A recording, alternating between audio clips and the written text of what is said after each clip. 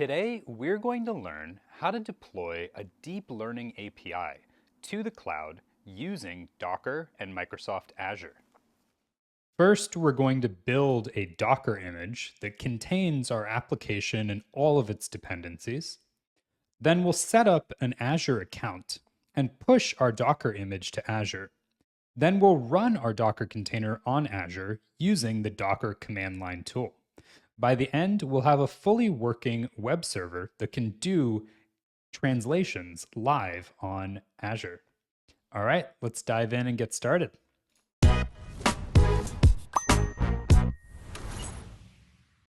As you may have seen, I'm using PyCharm for this. So PyCharm is a Python IDE, but you can really use any IDE like VS Code or JupyterLab as long as you can both code up here and access the terminal like you can see down here. We're going to be using the terminal a lot today, so that's really important. And as a quick refresher, in the last video, we built an API server using Fast API that takes in text on a route called translate, and then returns the results to the learner in a route called results. And the result is a translation of the input text. And this was powered by tasks.py, where we loaded a deep learning model and used it to actually do the translation, as well as models.py, where we stored our data to a SQLite database. So today, we are going to build all of these into a Docker container and then push that Docker container to Azure so we can run it in the cloud. All right. So first things first, if you're not familiar with Docker, Docker is a tool that essentially allows you to build your application and everything it needs to run into something called an image. And the image is just a bunch of files. But the nice thing about a Docker image is that you can run it anywhere, on your computer, on a cloud machine, on your friend's computer, as long as they have Docker. You can run Docker containers or Docker images almost anywhere. And when you run a Docker image, it's called a container. So we'll be building a Docker image and then deploying a Docker container using that image. And Docker is an application that you can install. So here we went to docker.com and we actually get the option to download Docker. So make sure you have Docker downloaded and installed before going through the rest of this tutorial. And once you have Docker installed, you should be able to run the Docker command on the command line. So if you just run Docker without any arguments, it'll give you the list of commands. And if you run Docker PS, you can see all of your running containers. You may have running containers if you've already been using Docker, but if you just installed Docker, you probably won't see anything. All right, once we verify that Docker's running, our next step is to actually build our image. And in order to do that, we need to define what's called a Dockerfile. So I'm going to right click on the folder name here and hit New File. And I'm going to create a file just called Dockerfile with no extension. And what this file does is it tells Docker how to actually build our image. So it basically tells Docker everything that our application needs to run. So the first line of our Docker file is going to be from Python 3.10. So the Python 3.10 Docker image is a pre-existing Docker image that's already been built and that has Python 3.10 inside. So we're going to use that image as a base. And then on top of that base, we're going to install the application, our own application dependencies. So we're going to specify that our work directory is /app. And what that basically means is that we are going to take all of our application code and put it into that /app directory in the Docker image. The Docker file system is different from the file system on your local computer. So just so you know, it's going to be a little bit different how we'll actually deal with files inside the Docker image. Think of the Docker image as a file system on a different computer. So not your computer, but some other computer. That's the easiest way to think about it. Then we're going to copy our requirements.txt file into our Docker image. So if we take a look at this file, this has all of the Python packages that our application needs to run. So we're going to copy that into the Docker file. And once we copy it in, we're able to actually install our requirements. So this line, pip install -- no cache dir upgrade app requirements.txt.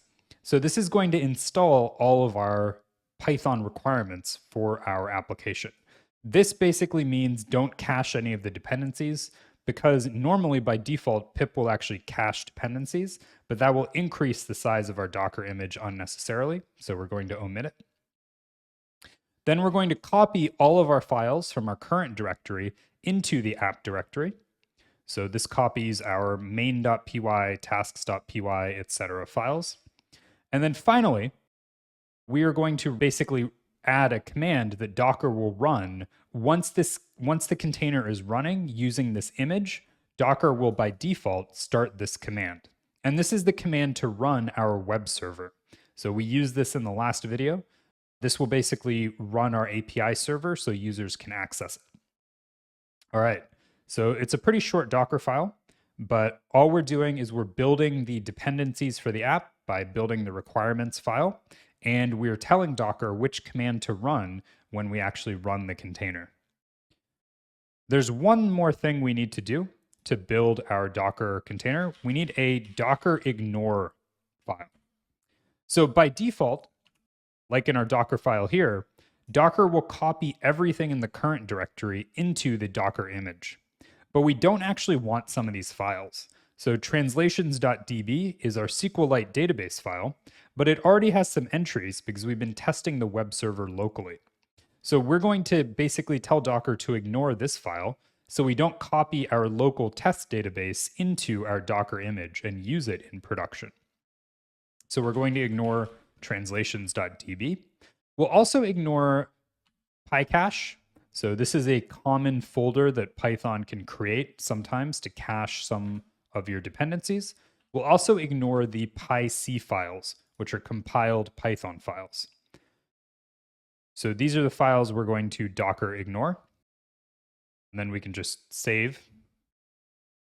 And now we can actually build our Docker container. So to do that, what we do is we say Docker build. And if you're running on Linux, you can just type in this. If you're not running on Linux, if you're running on Mac or Windows, the command is a little more complicated. So this is the command for Linux. It's just Docker build. And the -t is a tag. So that's the tag for the image we're building. And we can refer to that tag later if we want to actually create a container using our image. And the dot means look in the current directory for a Dockerfile and use that Dockerfile to build the image. Now, if you're on a Mac, like I am, or on Windows, you instead need to use Docker build X. And the reason for that is if you're running on Mac or Windows, Azure actually needs your container to be built using Linux. So buildx will actually emulate a Linux environment when it builds your container. So that's what this -- platform argument does. It actually builds your image in a Linux environment. And other than just changing to buildx build and passing in platform, the tag and the dot are the same. So you can go ahead and run this. And I already built my container, so it didn't take a long time to run. But for you, it may take a couple of minutes to actually download the Python image and then build the container.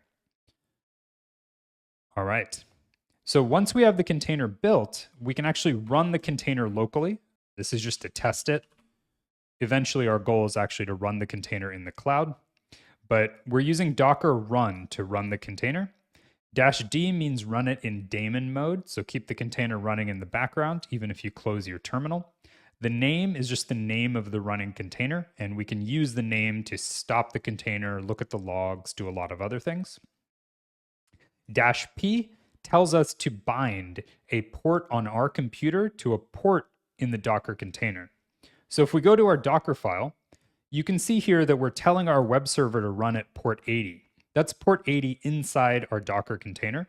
So this P flag here is connecting port 80 inside the container to port 80 on our computer so that we can actually access the web server from our browser.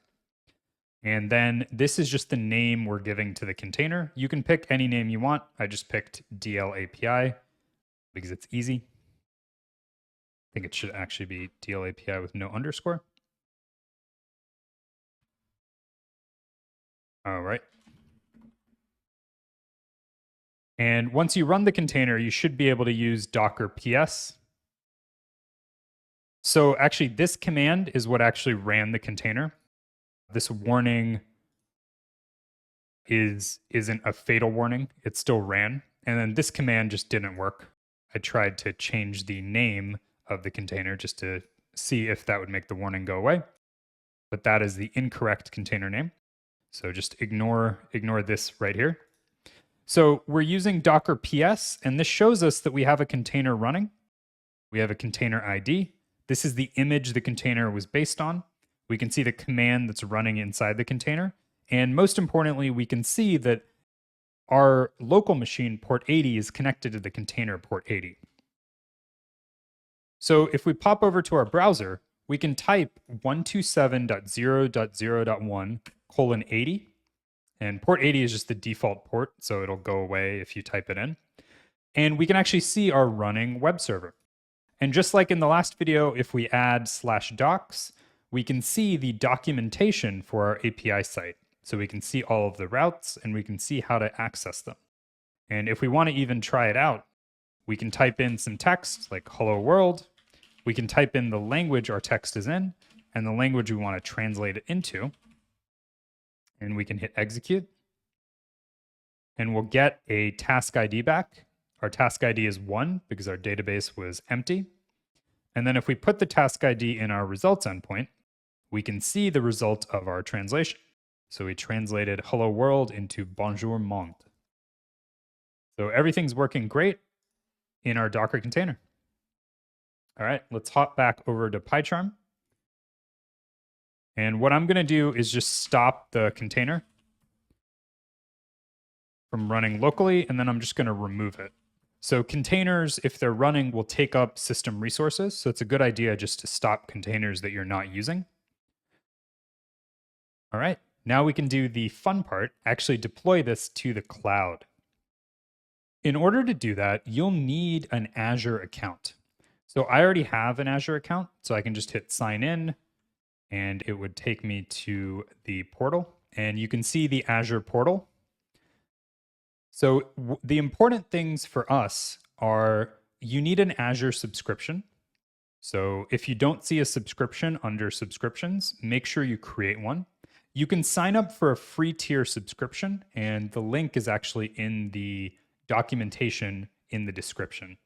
So you can sign up for the free tier, and that will count as a subscription, and you should be able to run certain Azure services for free, but you will need a subscription to deploy a Docker container. I'm not going to walk through creating an account and a subscription. There's lots of great resources on that, but just know that you'll have to have both for this to work. You'll also need to install the Azure CLI tool.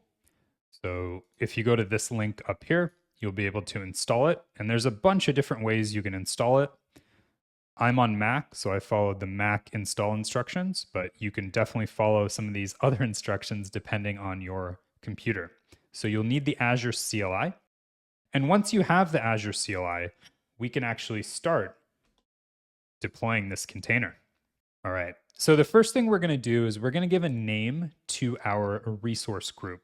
So in Azure, all resources like running Docker containers are created inside of a resource group to help organize them and make sure that you can easily see them and remove them. So we're just going to name our resource group. I'm going to call this DQDL API, just Dataquest Deep Learning API. Just to be safe, I'll actually call mine DQDL API 2 because I created one earlier. All right, so let's go ahead and run that. And then we can go ahead and use the Azure command line tool to create a resource group. So we'll type AZ group create. We'll say location is East US. So whatever location makes sense for you is totally fine. Azure has resources and servers in a lot of different locations around the world. And then we'll pass in the name. So that's just a command line variable, this name. And that's going to be our resource group name. So we'll go ahead and create that. And you'll get a response back from Microsoft that it has been created. You can see that the provisioning state has succeeded. And once that happens, we can go ahead and create what's called an Azure Container Registry. So a container registry is a place where you can push Docker images. And then once they're in the Azure Container Registry, you can run them on Azure. So we first need to create this container registry. So we can do that with AZACR create. And then we pass in our resource group name. So that's the one we just created. We give our container registry a name. I'm going to keep the name the same as the resource group name just to keep things simple. And then we pass in an SKU. So you can change the SKU if you want a more advanced container registry with more space, but I just want the basic one. So I'm going to go ahead and create that. And this will do something similar. It'll run for a little bit, and then we'll get a result back from Azure. All right, so we can see our result here. There is one thing we need to save. That's this login server. So that's just the name of our registry .azurecr.io, but we want to just keep this because we'll need it later. All right, so now what we can do is we can actually log in from our local Azure command line. We can log into our container registry. So we again just pass in our resource group name and the name of the registry. And this will actually log in our local Azure command line to that registry, so we can actually push to it effectively.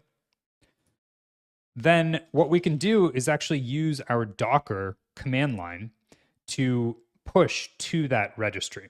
So this AZACR login will actually automatically configure our Docker command line tool. So we're going to say Docker tag DL API, and this is that login URL we saw before. And then the slash is going to be the name of the container when we push it to our registry. So what this is doing is adding a second tag to our image, and that tag is going to be the full path to the image on our Azure Container Registry. And this will enable us to access it from Azure later on. All right, so we'll tag it. And finally, we're just going to push. So we're going to push that tag to the registry. And what this does is it takes our local Docker image and sends it to the remote Azure Container Registry. So it's actually uploading all of our image layers. So Docker images have multiple layers. Each layer is, you can think of it like a single command. So each command basically makes a new layer in our Docker image. And you can see pushing. Each layer is being pushed to the Azure Container Registry. This can take a while, depending on how fast your connection is. And once everything's pushed to the registry, you'll see this message. This is the SHA-256 digest of your Docker image. And you'll see that all the layers have been pushed. And once that happens, we can actually log in to Azure using Docker. So this will enable us to interact with Azure containers using our local Docker command line. So you can't see this, but this actually pops open a little window in the browser asking us to pick an account to log in with. And once we pick an account, it says login succeeded. All right. And once we've logged in, we can go ahead and create what's called a context. So you can think of a Docker context as a different computer that you're running Docker containers on. So we're essentially creating an Azure context to enable us to run containers in Azure. And ACI is Azure Container Interface. So we're creating basically an Azure Container Interface context and calling it Azure. And then we have to pick a resource group. So I'm going to pick the resource group I just created. And once we have the context, we can actually look at our different Docker contexts using Docker context ls. So I have 3 contexts: my Azure context, my default, which just runs containers on my computer, and this, which runs containers on my other computer. All right, so we're going to switch to the Azure context as our default so that we can actually run containers on Azure. Then all we have to do is, just like we did before, we type docker run and we pass in the name and we pass in the port. So we connect port 80 into the container to port 80 on a given IP. We are going to pass in the -m flag, which tells Azure that we want this container to have 1.5 gigabytes of RAM. Sometimes if you're running translations, it takes a lot of RAM, and Azure doesn't actually allocate that much RAM to these containers by default. And then we pass in the path to our image on the Azure Container Registry. So we hit enter, and it actually starts creating our Azure Container Instance. So this is actually a container that's running in the cloud, which is really cool because we can do this using the same tool that we use to run a container locally. But we're now going to get the power of being able to run it in the cloud and have other people access it. So this will take a little while to actually create. Okay, and after a couple of minutes, you'll see that the server is running. So these are actually the logs from inside the Docker container. And once you see this message, you can actually check this out in your web browser. So the first thing we'll do is I'll click over to a new terminal tab. Then we can type docker ps, and this will show us all of our running containers. So this is the container I just launched on Azure, and we can see this port over here. So if I actually put this into my web browser, I can access the container running on Azure. So let's pop over to the browser, and I'll type in that same URL, and we can see that our container is actually running. So I can go to the docs endpoint, and we can see that this is the Fast API documentation site. I can try out a translation. So I'll translate from English into French again. I can hit execute. And then I can go just check the task ID, which is 1. And then I can go get the translation from the results endpoint. So everything is actually working in the cloud in a Docker container, which is pretty amazing considering we could do it all from our local Docker command line. All right, let's pop back over to PyCharm. And at this point, what we can do is we can list our containers like I just showed you. Once you're done with your container, you actually want to run docker stop to stop the container, and then you want to remove it. It's always a good idea to remove containers when you're not using them, because otherwise you'll get charged for them. With the free tier, you may not, but it's important to just not use cloud resources unless you need to. And then we can actually delete our resource group, which will also delete our Azure Container Registry using AZ group delete. Okay, let me go back to my other terminal. That's the one I defined the name variable in. So I can run AZ group delete. And you say that you do want to delete, and it'll go ahead and actually remove that resource group and save you money. All right, so in this tutorial, we went ahead and we deployed a deep learning API to the cloud using Docker and Fast API. There's a lot you can do with this project to keep improving it, and some of the biggest things you can do are using a larger model for the actual translation. So switching this to T5 large or something along those lines, and that gives you a lot more accuracy at the penalty of needing a lot more RAM. So what you can do is actually change the amount of RAM you give your Azure container to accommodate that. You can also switch this server to be multi-threaded. Right now it runs a single-threaded server. So if more than one person is using your web server, they can get issues like timeouts or just pages not loading. So you could switch this to a multi-threaded web server to handle that, or you could scale your Docker containers horizontally to handle that as well. All right, so a lot you can do with this. I hope you enjoyed this walkthrough.